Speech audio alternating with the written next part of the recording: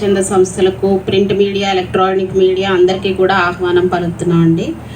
ఇది ఏంటంటే EIA notification 2006 ప్రకారంగా ఇటువంటి ప్రాజెక్ట్స్ అన్నీ కూడాను MOEFCC వారి నుంచి ఎన్వైర్మెంటల్ క్లియరెన్స్ తీసుకోవాల్సి ఉంటుంది. ఇది దాని ప్రకారంగా ఏంటంటే ఈ 300 KLD ఇథనాల్ ప్లాంట్కి అప్లై చేస్తున్నారండి. మరియు కోజనరేషన్ పవర్ ప్లాంట్ 10 మెగావాట్, ఇది 400 crores ప్రాజెక్ట్ అండి. ఇది 30.31 acresలో ఎస్టాబ్లిష్ చేస్తున్నారు. ఇది నియరెస్ట్ విలేజ్ వచ్చేసి కానవరం విలేజ్ ఉందండి, అది 1.9 kilometers దూరంలో ఉంది.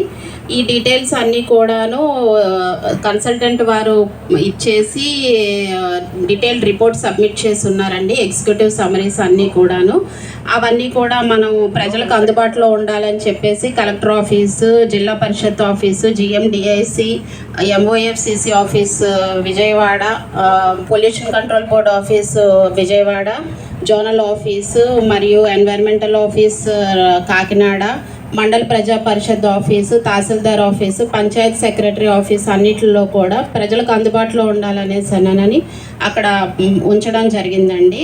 తర్వాత ఏంటంటే ఈరోజు ఇక్కడ ప్రజాభిప్రాయ సేకరణ మీటింగ్ జరుగుతుంది అని చెప్పేసి ఈనాడు ఇండియన్ ఎక్స్ప్రెస్లో 28 May 2028న ప్రకటన ఇవ్వడం జరిగిందండి.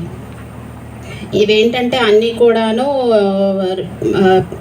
ఆడియో వీడియో రికార్డింగ్ చేసి MOEFCC వారికి సబ్మిట్ చేయడం జరుగుతుందండి.